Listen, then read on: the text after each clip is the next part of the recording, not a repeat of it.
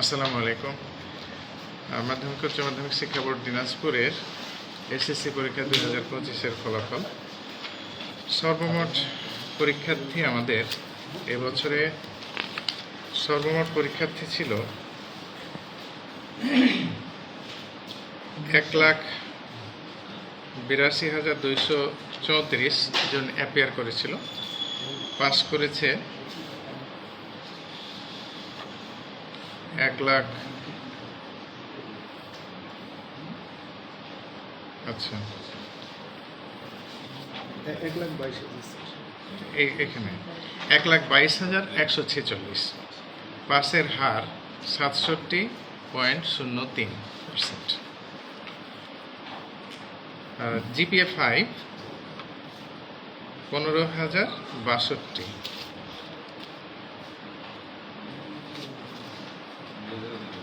GPA 4 to 5 42,872 জন। GPA 5-এর percentage হলো 8.27%, 8.27। আর জিপিএ 4 থেকে 5 পর্যন্ত পেয়েছে 42,872 জন। এটার পার্সেন্টেজ হলো 23.53, 23.53%। জিপিএ 3.5 থেকে 4 পর্যন্ত এরকম হয়েছে 26,270 জন। এটার পার্সেন্টেজ হলো 14.42%। আর জিপিএ 3 থেকে 3.5 পর্যন্ত এটা হলো 20,781। এটার পার্সেন্টেজ হলো 11.4। আর 2 থেকে 3 জিপিএ 16,021 জন। এটার পার্সেন্টেজ হলো 8.79%। আর 1 থেকে 2 জিপিএ 1,140 জন।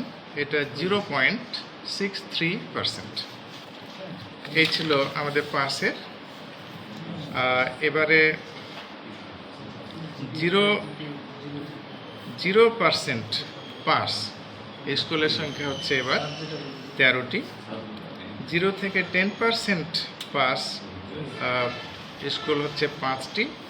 আর 100% পাস স্কুলের সংখ্যা হলো 48টি। স্যার, এবছর কোন সাবজেক্টে ফেল করেছে এবং আমাদের শিক্ষা বোর্ডের ইতিহাসের সর্বনিম্ন পার্সেন্টেজ পাশের হার, তো এটাকে আসলে কিভাবে বলবেন? আসলে আমাদের ঘাটতিটা কোথায় এবং উত্তরণের পরামর্শ আছে কি? এবারে আমাদের জানা মতে ম্যাথমেটিক্সে আমাদের হিউম্যানিটিজের ছাত্ররা অঙ্কে খারাপ করেছে। এই অঙ্কে খারাপের জন্য আমাদের পার্সেন্টেজটা নেমে এসেছে। গতবারের পার্সেন্টেজ ছিল, আমাদের পাসের হার ছিল 78.43%, এবার হচ্ছে 67। এবং এইটা টোটালি আমরা দেখছি যে ওই আর্টসের ছেলেদের ম্যাথে খারাপ করার কারণে এটা আসছে। আমাদের সায়েন্সের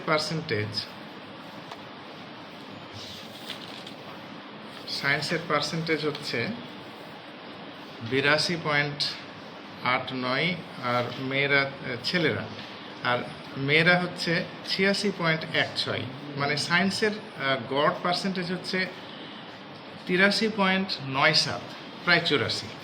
কিন্তু হিউম্যানিটিজের হচ্ছে ছেলেরা 40, মেয়েরা 52 দিয়ে গড়ে হচ্ছে 46.56%। এখানে আমাদের ওই গড় পার্সেন্টেজটা কমে যাচ্ছে। আর বিজনেসের পার্সেন্টেজ হচ্ছে ছেলেরা 65 আর মেয়েরা হলো 77, গড়ে হলো 68.8 এই বিজনেসের। তো এইভাবে আমাদের ওই সায়েন্সের রেজাল্টটা মোটামুটি আছে। আর এই যে গত কয়েক বছরের পরিসংখ্যান যদি আমরা দেখি, তাহলে 19 সালে ছিল 84.1, 20 সালে ছিল 82.73, 21 সালে ছিল 94, এখানে একটু বেশি ছিল 94.8, 22 সালে ছিল 81.16, আর 23 সালে ছিল 76.87, আর 24-এ ছিল 78.43। আর এবার তো 67.03 এই। স্যার আমার একটা প্রশ্ন স্যার, হ্যাঁ, যেটা হচ্ছে যে এই প্রতিবারই স্যার এই ফলাফল নিয়ে স্যার, ফলাফল যখন ভালো হয় তখন এই ফসলটা কিন্তু আপনাদের কাছে মানে সুনামটা বোর্ডেরই সুনাম হয়, হ্যাঁ, আবার খারাপ হলে কিন্তু বদনামটা আপনাদেরই হয়। কিন্তু এইটা তো আসলে এই ভালো এবং খারাপের পেছনে প্রতিষ্ঠানগুলোর বিষয় আছে। এই যে স্যার এই ভালো আর খারাপ, স্যার ভালো হলে একটা বিষয়, আর খারাপ হলে স্যার এই প্রতিষ্ঠানগুলোর বিষয়ে স্যার আপনাদের কিছু করণীয় আছে কিনা স্যার, যদি রেজাল্ট খারাপ হয়, কারণ বদনামটা তো আপনাদের নিতে হয় স্যার। হ্যাঁ, বোর্ডের যেন আসলে পড়ানো হয় প্রতিষ্ঠানে, পড়ে ছাত্ররা, পড়ান শিক্ষকরা, বোর্ড তো রেজাল্টটা তৈরি করে। তো বোর্ডের অবশ্যই ভূমিকা আছে। আর আমরা একটা পদক্ষেপ নিব, এবারে যে সাবজেক্টে হলো, আমরা স্কুলগুলোতে আমরা ইনফরমেশন দিব, আমরা ভিজিটের মাধ্যমে আমরা বলবো যে তারা যেন এই পড়ার ব্যাপারে আমরা ইন্সপেকশনটা আরেকটু জোরদার করে পড়ার মানটা আরও ভালো করার ব্যাপারে আমরা চেষ্টা করব। আমাদের বোর্ডের পক্ষ থেকে যতটুকু সম্ভব আমরা করব।